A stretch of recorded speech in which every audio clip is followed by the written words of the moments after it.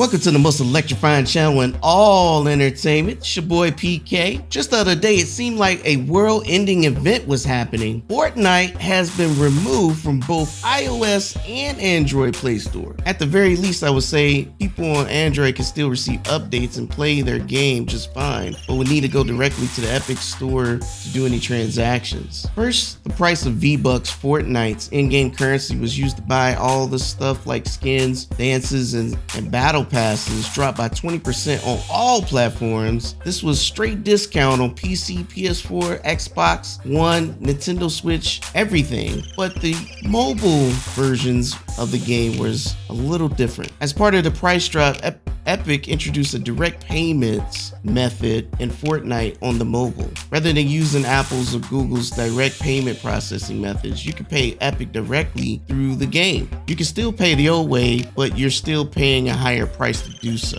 So Google's official response on this is, we have consistent policies that are fair to developers and keep our store safe from users. While Fortnite remains available on Android, we can no longer make it available on Play or their Play Store because it violates our policies. And that's straightforward and understandable. In the statement from Apple, it says that Epic's direct payment feature was not reviewed or approved by Apple. Today's Epic Game Store took an unfortunate step in violating our App Store guidelines, and that are applied equally to every developer and designed to keep our store safe for our users. As a result, Fortnite app has been removed from our store. Now, both of these statements seem pretty straightforward and a genuine good response, but moving forward, we get into the weeds and see what's really going on. From the looks of it, it appears that Epic planned this all together. They knew exactly what was going to happen soon as they launched direct payments, because almost instant,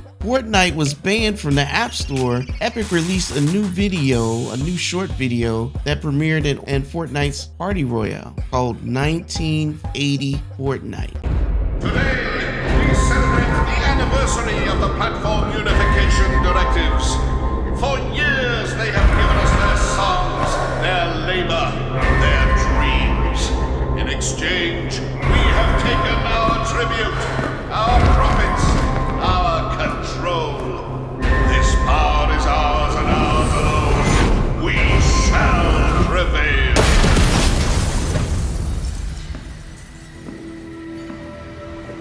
This was a parody of a commercial that was made in 1984 when Apple Computer released their Macintosh, which was the first mass-market consumer-friendly home computer. This advertisement cast Apple as the revolutionary force breaking IBM's monopoly over computing technology market. Here we are in 2020, and Apple has become the behemoth seeking to control the markets and block competition. At the same time this was happening, Epic filed a lawsuit against Apple alleging antitrust violations. This entire filing is designed to grab the attention of consumers, and I'll highlight some topics that stand out. On the morning of August 13th, 2020, for the first time, Apple mobile device users were offered competitive choice. Epic added a direct payment option to Fortnite, giving players the option to continue paying or making payments using Apple's payment processor or Epic's direct payment system. Fortnite users on iOS for the first time had competitive alternative to Apple's payment solution, which in turn enabled Epic to pass along cost saving by offering its users 20% reduction in app prices. And it shows here in the picture here. Basically, it's talking about how Epic wanted to offer an option to do direct pay. I believe they wanted to bring this pay difference to attention to consumers. Rather than tolerate healthy competition and compete on the merits of its offerings, Apple responded by removing Fortnite from sale on the App Store, which means new users cannot download the app, and users have already downloaded prior versions of the app from the App Store cannot update to its latest version. This also means that Fortnite players who downloaded the app from the App Store would not receive updates to Fortnite through the App Store, either automatically or searching the app for an update. Apple's removal of Fortnite is yet another example of Apple flexing its enormous power in order to impose unreasonable restraints and unlawfully maintain 100% monopoly over iOS in-app payment processing. So this is saying that Apple does not want to to allow competition. Instead, they remove it. It sounds like Steve Jobs' belief, as he felt that Android needed to be destroyed. He didn't believe in healthy competition unless his company was the underdog. And it appears that Epic does not want any money out of this, but just to open the market up for competition. So here's a part to explain some other things. It shows that Apple charges a 30% fee in-app purchases. This applies to everything, including in-app purchases and buying any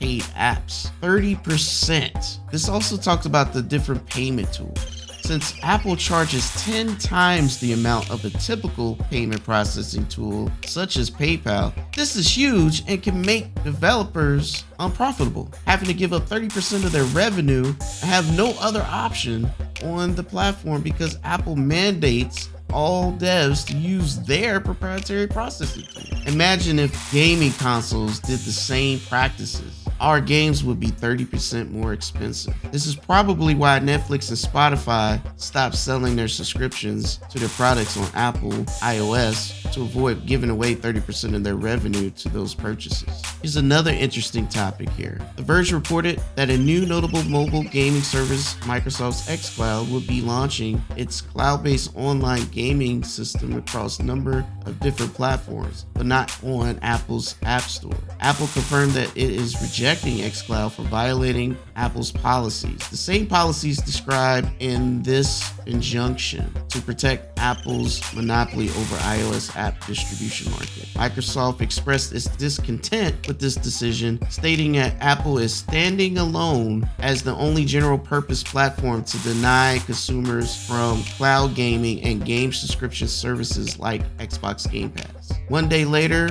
August 7th, the New York Times reported that Facebook had unsuccessfully attempted for 6 months to attain Apple's approval of the new Facebook gaming app that would allow users to watch live streams of online games and play simple games like their popular Words with Friends. Like it had with Microsoft, Apple unequivocally refused to allow Facebook to distribute competing game store on the App Store. Ultimately, Facebook caved under Apple's power and removed the ability for users to play games on this app, limiting it to simple video streaming. As Facebook's vice president for gaming explained, Apple's conduct creates shared pain across games industry, which ultimately hurts players and developers who severely hamstring innovation on mobile for other types of formats like cloud gaming. So as you can see here, guys, even big companies such as Facebook has been affected by these policies. Here is my view on all this. These policies were put into place to enrich Apple and stifle competition.